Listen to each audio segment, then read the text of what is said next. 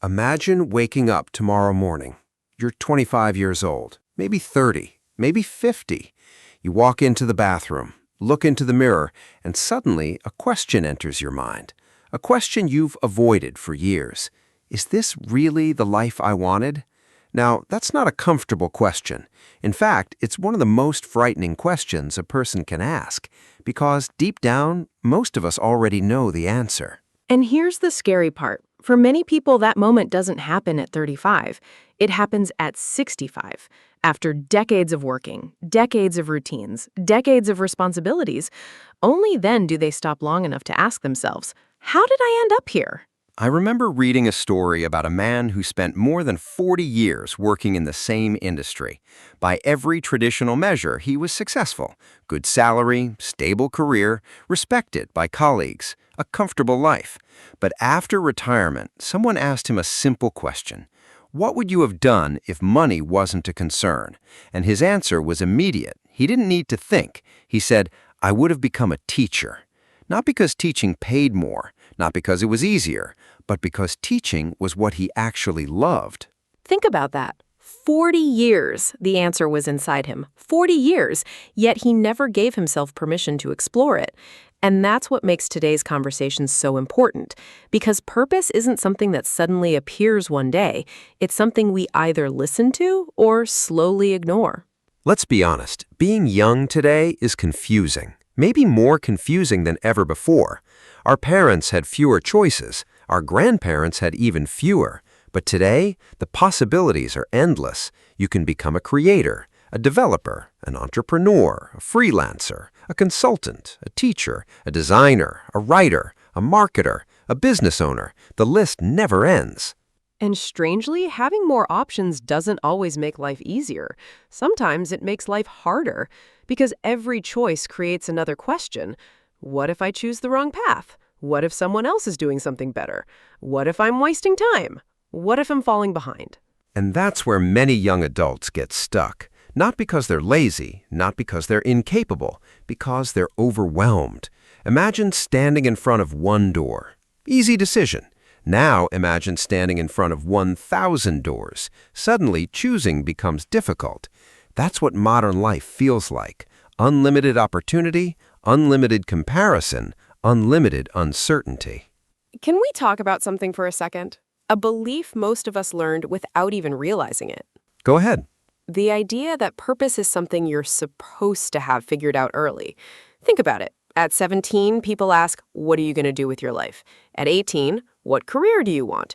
At 21, where do you see yourself in 5 years? As if every person should already know. Exactly. And when you don't know, you feel broken. You feel behind. You feel like everyone else received a roadmap that somehow skipped you. But here's the truth. Most people don't know. They pretend, they guess, they experiment, they change directions, they learn, they adapt. The certainty you see in others is often an illusion. Let me tell you a story. Imagine two friends graduating from university. Let's call them Adam and Daniel. Adam seems to have everything figured out. He knows exactly what career he wants. He gets a job immediately. His life appears organized, predictable, successful. Daniel is different. He's unsure. He tries different things, changes jobs, explores opportunities, makes mistakes, gets confused, starts over more than once. And if you looked at them after graduation, most people would probably assume Adam is winning. Absolutely. But let's fast forward 10 years. Adam wakes up every morning dreading work. The career he chose at 21 no longer excites him. He feels trapped. Daniel, meanwhile, finally discovers something he genuinely loves. Why? Because all those experiments taught him something. They taught him about himself, his strengths, his interests, his values, his purpose. That's such an important lesson. Purpose isn't always found by getting it right the first time. Sometimes purpose is discovered by getting it wrong several times. Now, here is where things become really interesting, because purpose leaves clues, lots of clues. The problem is, most people ignore them. What kind of clues? Curiosity, energy, excitement, the things that naturally pull you toward them. Think about your life. What topics do you constantly come back to? What videos do you watch? What books do you read? What conversations do you enjoy having? What could you spend hours learning about without anyone forcing you? And before someone says, that sounds too simple, let's remember something. Many careers start exactly this way. A fascination becomes a hobby becomes a skill becomes an opportunity becomes a career. Exactly. People often imagine purpose arriving as a grand revelation, but more often it begins as a quiet interest that refuses to disappear. But here's the question. If purpose leaves clues everywhere, why do so many people miss them? Why do so many intelligent, capable people spend years feeling lost? The answer has nothing to do with intelligence and everything to do with something much more powerful: fear. Fear of making the wrong choice, fear of failure, fear of judgment, fear of disappointing people. And in the next part, we're going to explore how fear quietly steals people's futures without them even realizing it. Because what you're afraid of might be the biggest clue to your purpose. And that's where this story gets really interesting. Find your purpose before it's too late. Part 2, the invisible enemy called fear. The prison most people never see. Before the break, we talked about something important. Purpose leaves clues: curiosity, excitement, energy, the things that naturally pull you toward them.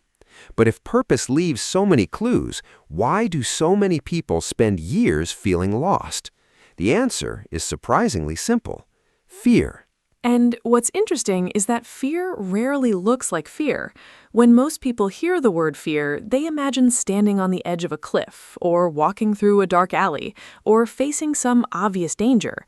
But the fears that shape our lives are usually much quieter. Much quieter. Fear often disguises itself as logic. It says things like, maybe I'm not ready yet. I need more experience. I'll start next year. I should wait until the timing is perfect. And because those thoughts sound reasonable, we believe them. Exactly. Fear doesn't always scream. Sometimes it whispers, and those whispers can steal years of your life. Imagine a young woman named Sarah. Since she was 14 years old, she loved photography. Everywhere she went, she carried a camera. She photographed sunsets, people, cities, moments. She wasn't doing it for money, she simply loved it. One of those interests that feels natural. Exactly. Friends constantly told her she was talented. Teachers encouraged her. Even strangers complimented her work. But whenever someone suggested turning it into something serious, she had an answer ready. I'm not good enough. There are better photographers. The market is too competitive. What if nobody likes my work? Years passed, 5, then 10, then 15. And one day she realized something painful. The biggest obstacle wasn't competition, it wasn't talent, it wasn't opportunity, it was fear. And I think that's a story a lot of people can relate to, not because they're photographers, but because almost everyone has something they've been postponing: a dream, an idea, a project, a goal, something they've wanted to try for years, yet somehow never started. Here's something fascinating. Psychologists have found that many people aren't actually afraid of failure. They're afraid of embarrassment. That's true. Think about it. Imagine learning guitar. Being bad at guitar isn't the scary part. The scary part is someone watching you be bad at guitar.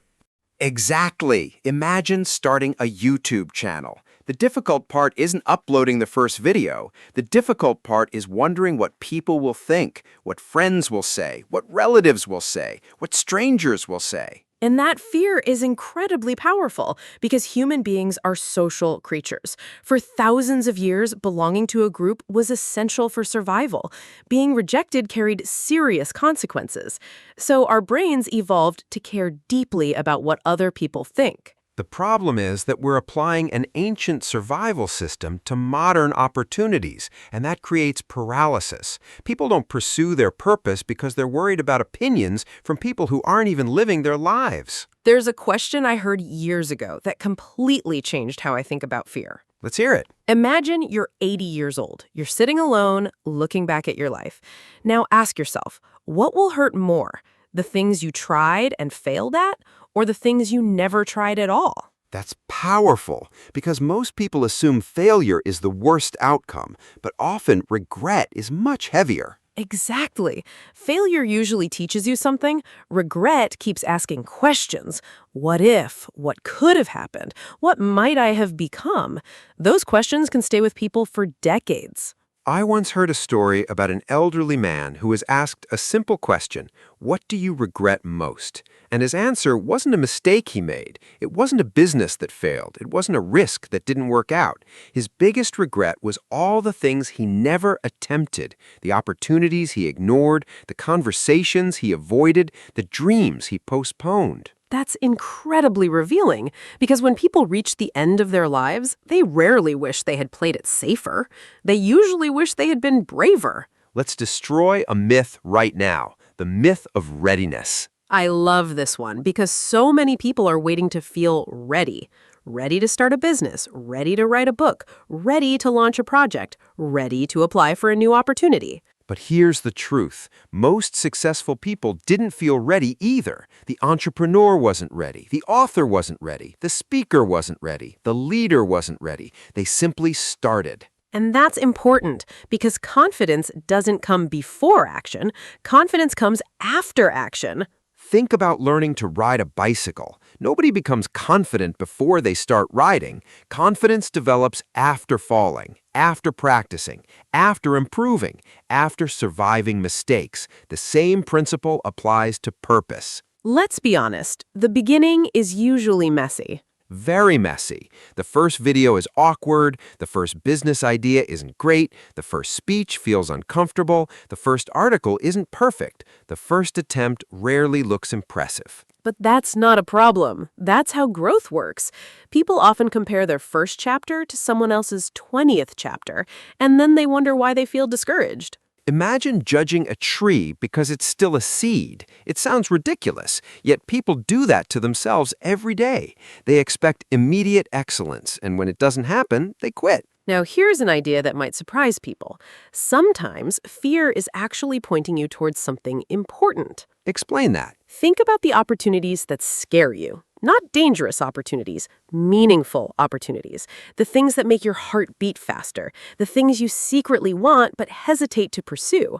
Often, those experiences matter precisely because they matter to you. That's such a powerful distinction, because if you didn't care, you wouldn't be nervous. If it wasn't important, it wouldn't feel risky. Exactly. Sometimes fear isn't a stop sign, it's a signal that growth is nearby, a signal that you're leaving the familiar, a signal that you're moving towards something meaningful. So maybe the goal isn't eliminating fear. Maybe the goal is learning to move with it. I completely agree, because fearless people don't exist. Everyone feels fear. The difference is that some people act anyway. And those small acts of courage change everything. One application, one conversation, one opportunity, one decision, one step. That's how lives change, not overnight, one courageous decision at a time. But here's the twist. Fear isn't actually the biggest obstacle to purpose. There's something even more dangerous. And unlike fear, most people don't recognize it because it doesn't feel uncomfortable. It feels safe, comfortable, predictable. It's called the comfort zone. And in the next part, we're going to explore why comfort quietly destroys more dreams than failure ever could. Because the greatest threat to your purpose isn't always fear. Sometimes it's becoming comfortable enough to stop searching. And that's where our story takes an unexpected turn. Let me ask you something. What's the most dangerous place in the world? Some people might say it's a war zone. Others might say it's the middle of the ocean during a storm. But when it comes to purpose, the most dangerous place is often much closer, your comfort zone. And what's fascinating is that comfort doesn't look dangerous. That's exactly why it's so powerful. Fear feels uncomfortable. Comfort feels safe. Fear makes you alert. Comfort makes you relaxed. One feels like a threat. The other feels like home. And that's what makes comfort so deceptive, because comfort rarely destroys dreams overnight. It destroys them slowly, quietly, year after year, without most people even noticing. Imagine a young man named Michael. At 22, he had big dreams. He wanted to start a business, travel the world, create something meaningful, build a life that excited him. Like many young people, he had ambition, energy, vision, possibility. Then he got a decent job. Not amazing, not terrible, just comfortable. The salary covered his expenses. The work wasn't exciting, but it wasn't unbearable. Life became predictable, and every time he thought about pursuing his dream, he told himself, maybe next year. A year became 3, 3 became 5, 5 became 10. And one day he realized something shocking. He hadn't chosen comfort once, he had chosen it thousands of times. Small decisions, tiny delays, minor compromises, until eventually comfort became his entire life. And that's the danger. Most people don't abandon their purpose dramatically, they postpone it repeatedly. Now, let's be fair. Comfort isn't evil. Comfort exists for a reason. After a difficult day, comfort helps us recover. After stress, comfort helps us rest. The problem isn't comfort itself. The problem is staying there too long. Think about a ship. Ships are safest in the harbor, protected, stable, secure. But ships weren't built for harbors. They were built for oceans. And people are similar. Growth requires challenge. Discovery requires uncertainty. Purpose requires exploration. None of those things happen when life becomes entirely predictable. Let's talk about a cost most people never calculate, the cost of staying exactly where you are. When people consider taking a risk, they usually ask, what if it doesn't work? But very few ask, what if I never try? That's such an important question, because every decision has a price. Taking action has a cost, but avoiding action has a cost too. The difference is that the second cost is often invisible. Imagine someone who dreams of becoming a writer. They never write the book, never publish, never share their ideas. Years later, nobody knows what stories they carried inside them, not because they lacked talent, because they stayed comfortable. And that's heartbreaking, because the world never gets to see what they were capable of becoming. Here's a thought experiment.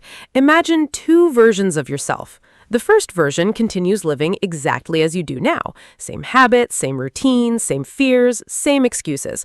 5 years pass. Where do they end up?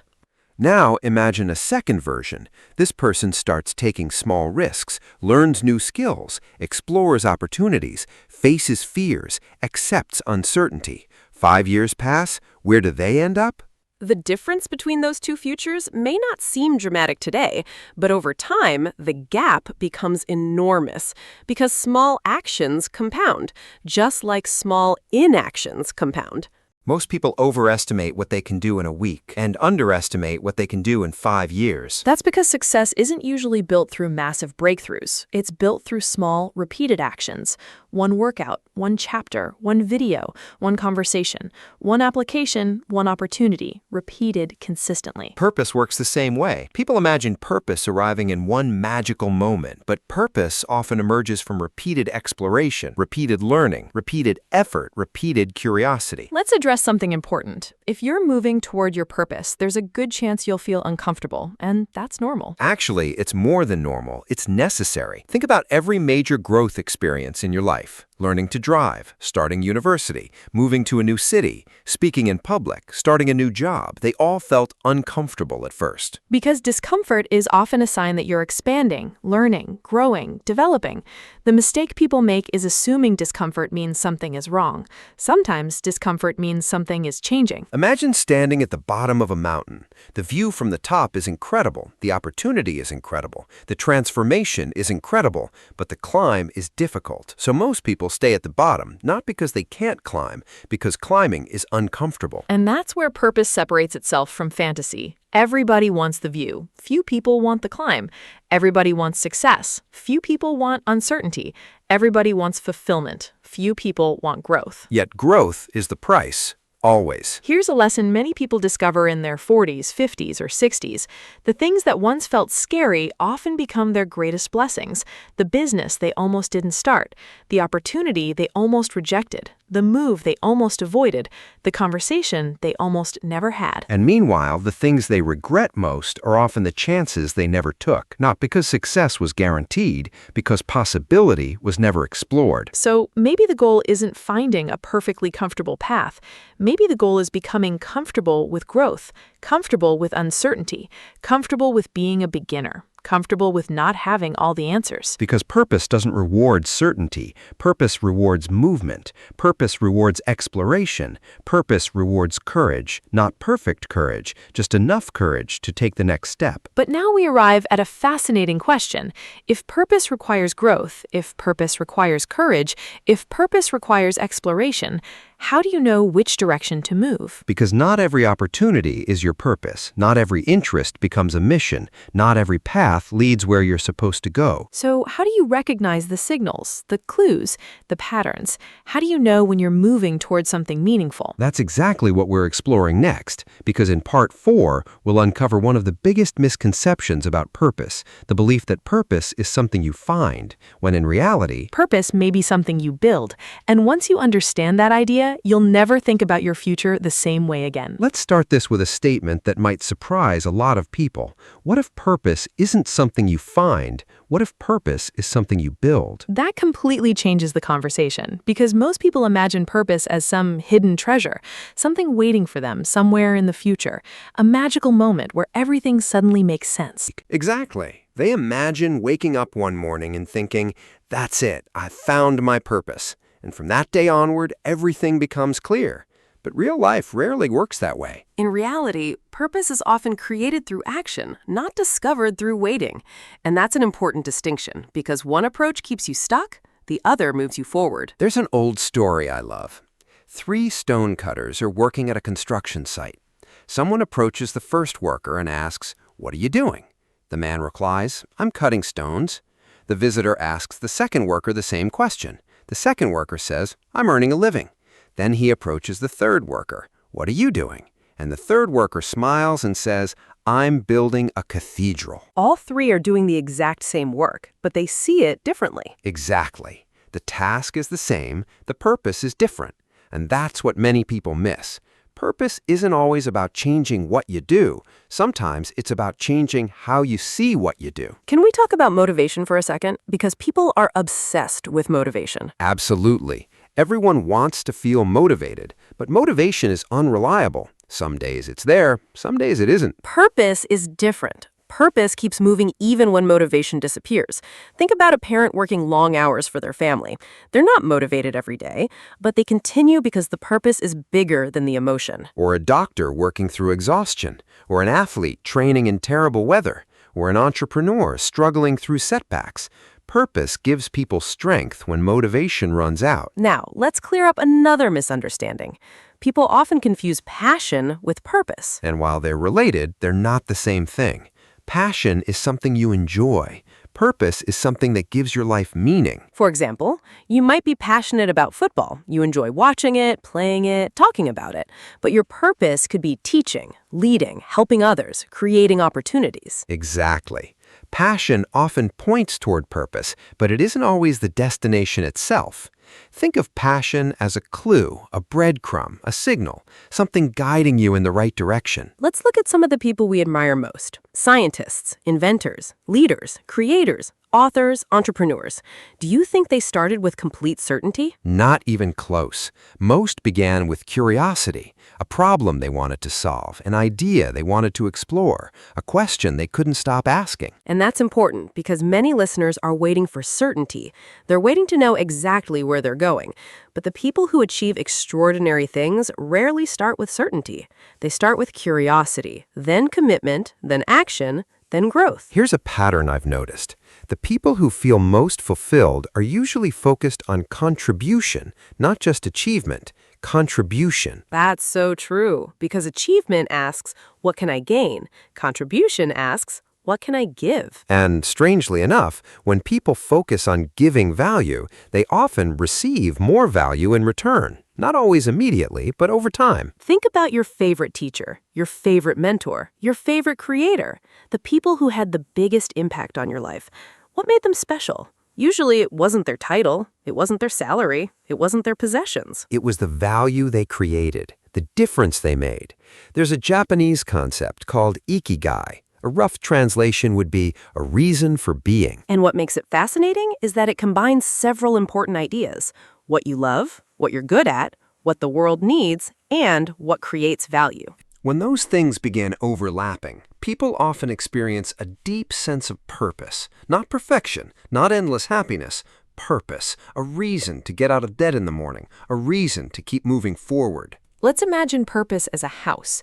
Most people are looking for the finished house, the complete vision, the perfect blueprint. But a real life doesn't work like that. You build purpose brick by brick. One experience, one lesson, one skill, one challenge, one relationship, one opportunity. And eventually those bricks become something meaningful, not because you planned every detail, because you kept building. There's something successful people rarely talk about. When they look back, their journey often makes sense, but while they were living it, it was confusing.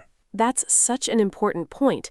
We see the finished story. They lived the uncertainty. We see the outcome. They lived the struggle.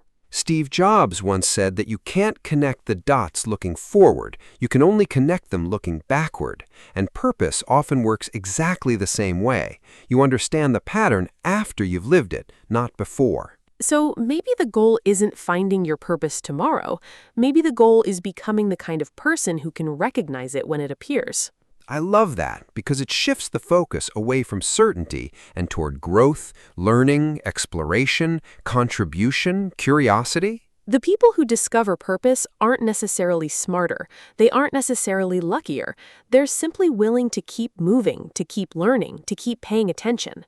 But now we arrive at perhaps the most important question of the entire episode. If purpose is built, what should you actually do tomorrow? Not in theory, not someday, tomorrow. Because understanding ideas is important, but transformation happens through action. Somebody listening right now might be thinking, okay, I get it, purpose matters, but where do I start? And that's exactly what we're going to answer. Not with vague advice, not with motivational slogans, but with a practical roadmap. 7 simple steps that can help anyone move closer to a meaningful life. The first step sounds simple, but it's incredibly powerful. Pay attention to your energy, not your entertainment, your energy. There's a difference. Many things entertain us. Very few energize us. Think about the activities that leave you feeling alive, the conversations that excite you, the work that makes time disappear, the challenges you enjoy solving. For some people, it's teaching. For others, it's creating, building, helping, leading, learning, writing, designing, problem-solving. Energy leaves clues, and purpose often hides inside those clues. Here's where many people get stuck. They're waiting for confidence. But confidence usually comes later. Curiosity comes first. Think about every major skill you've ever learned. You weren't confident at the beginning, you were curious. Curiosity got you started. Practice built confidence. So instead of asking, what am I supposed to do forever? Ask, what am I curious about right now? That question is much easier to answer and often much more useful. This might be the most important step of all. Experiment. Because purpose isn't found through theory, it's found through experience. Try things, volunteer, build projects, take courses, start side hustles, create content, join communities, learn skills. Imagine trying to choose your favorite food without ever tasting anything. Sounds impossible, right? Yet people try to find their purpose without exploring. Experience creates clarity. Every experiment teaches you something, even when it fails, especially when it fails. This one is difficult, especially today. Because social media makes comparison effortless. Every day you see people succeeding, winning, achieving, growing, and suddenly your own progress feels small. But here's the truth. You're comparing your behind the scenes to someone else's highlight reel, and that's never fair. Purpose is personal. Your timeline is personal. Your journey is personal. The moment you start chasing someone else's path, you move further away from your own. Let's talk about something fascinating. The people who feel most fulfilled are rarely obsessed with themselves. They're focused on helping, teaching, serving, creating value, solving problems, making a difference. And that's a huge clue because purpose often grows where contribution exists. Ask yourself, what problems do I enjoy solving? Who do I enjoy helping? What value can I create? Those questions are often more powerful than what job should I choose. Here's something people don't hear often enough. Your purpose can change. And that's okay. The purpose you have at 20 may not be the same purpose you have at 40. Life changes. You change. Your priorities change. Your experiences change. The mistake is assuming you need one answer for your entire life. Sometimes purpose isn't a fixed destination, it's an evolving direction. Notice I didn't say take the perfect step, take the biggest step, take the smartest step. Just the next step. That's all. Because purpose isn't revealed all at once. Life doesn't hand you the entire map. It gives you the next piece, then another, then another. Think about driving at night. Your headlights only illuminate a small section of the road, yet somehow you can still complete the entire journey. Why? Because you only need to see the next part, not the whole destination. Let's bring all of this together with a story. Imagine a young woman named Emma. At 23, she felt completely lost. No clear direction, no big dream, no obvious purpose. Like many young adults. Exactly.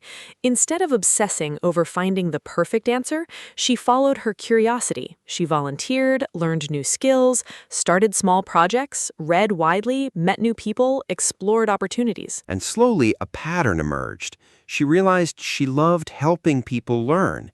That interest eventually led to teaching, then coaching, then building educational programs. Notice something important. Her purpose didn't arrive in one moment. It revealed itself through movement, through exploration, through action. That's how purpose often works. And maybe that's the biggest lesson of today's episode. Purpose isn't hiding from you. It's waiting for you to engage with life. The more experiences you have, the more lessons you learn, the more people you meet, the more opportunities you explore, the clearer the picture becomes. Not overnight, but eventually. And when it does, something incredible happens. You stop asking, what should I do with my life? And start asking, how can I use my life to create something meaningful? But before we end this journey, there's one final lesson, a lesson that may be the most important of all, because even after finding purpose, there's still one challenge left. Time. The reality that life moves faster than we think. Years become decades, opportunities come and go, and one day every person is forced to look back at the life they've lived. What people regret, what they value, and why finding your purpose today could completely change the story you'll tell about your life tomorrow. Because the greatest tragedy isn't failing, it's never becoming the person you were capable of being. I want you to imagine something. Not next week, not next year, not even 10 years from now. I want you to imagine yourself at 80 years old.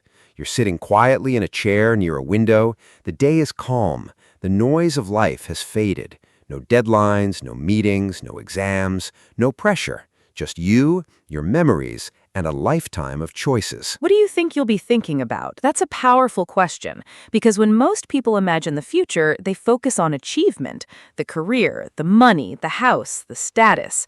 But when people reach the final chapters of life, something interesting happens. Their perspective changes. Suddenly, the things that seemed urgent no longer seem important, and the things that seemed small become everything. The people they loved, the moments they shared, the risks they took, the experiences they had, the difference they made. Researchers and caregivers who have spent years talking to elderly people often hear the same themes repeated again and again. And what's fascinating is that most regrets are not about failure. They're about hesitation, the opportunities not taken, the conversations not had, the dreams not pursued, the life not fully lived. Think about that. People rarely say, I wish I had failed less. Instead, they say, I wish I had tried more. Because failure eventually becomes a story, regret becomes a question, a question that never stops asking, what if? Let's imagine two versions of a person. The first version spends life playing it safe, avoiding risks, avoiding discomfort, avoiding uncertainty. Nothing goes terribly wrong, but nothing truly extraordinary happens either. Years pass, life feels predictable, comfortable, ordinary. Now imagine another version. This person isn't fearless. They feel doubt, they feel uncertainty, they make mistakes, but they keep moving, they keep learning, they keep growing. And when both people look back at their lives, one sees a life they protected, the other sees a life they experienced. That's a huge difference. There's another lesson people often discover late. Success alone isn't enough. And that's important, because society spends so much time teaching us how to succeed, very little time teaching us how to find meaning. Imagine climbing a mountain for decades, working harder than everyone else, sacrificing, struggling, pushing forward, only to reach the summit and realize it was the wrong mountain. That happens more often than people realize, because achievement without meaning eventually feels empty. Purpose is what gives achievement value. Purpose is what turns effort into fulfillment. So what does matter? When everything is stripped away, what remains? Relationships, growth, contribution, experiences, character, meaning. Those things appear again and again in conversations about a life well lived. Nobody remembers every email they sent, every meeting they attended, every ordinary day at work, but they remember moments, the moments that changed them, the moments they were brave, the moments they helped someone, the moments they became more than they were before. There's a story I heard years ago. An old gardener was asked what he considered his greatest achievement. People expected him to mention awards, money, recognition, success. Instead, he smiled and pointed toward a large tree. The tree had taken decades to grow. Its branches stretched across the garden, providing shade for everyone who visited. The gardener said, "I planted this knowing I might never enjoy its full beauty." That's incredible, because purpose often works exactly like that. You plant seeds today whose impact may continue long after you're gone. A teacher teaches one student. That student changes hundreds of lives. A parent raises a child. That child influences future generations. A creator shares one idea. That idea inspires someone halfway across the world.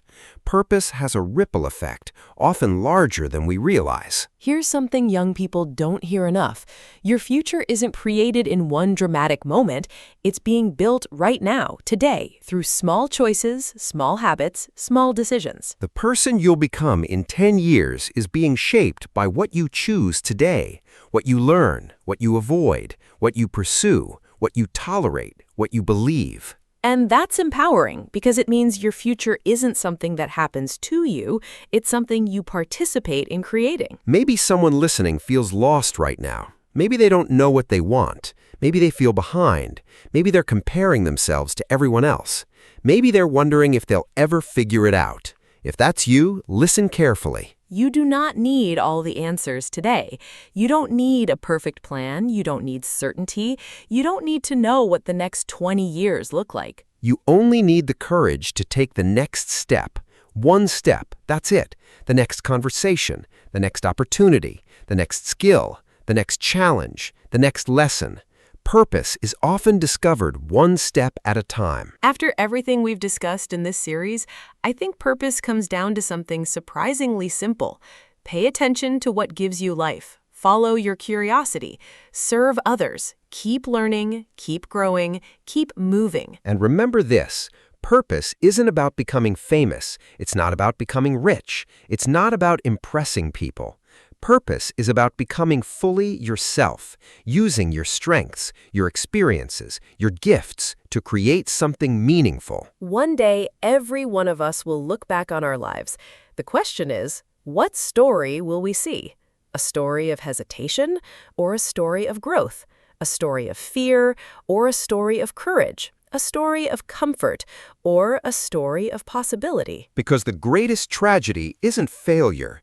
The greatest tragedy is reaching the end of your life and discovering you never truly lived it, never explored, never risked, never became who you were capable of becoming. So start now. Not tomorrow, not next year. Now, take the first step, then the next, and then the next. Trust that clarity will come. Trust that growth will happen. Trust that purpose reveals itself to those who keep moving. You are not behind. You are not too late. And your story is not finished. In many ways, it's only beginning. Thank you for spending this journey with us. And wherever you are in life right now, remember this: the future belongs to those who have the courage to keep walking towards it. Until next time, stay curious, stay brave, stay open to possibility. And never stop searching for the life you were meant to live.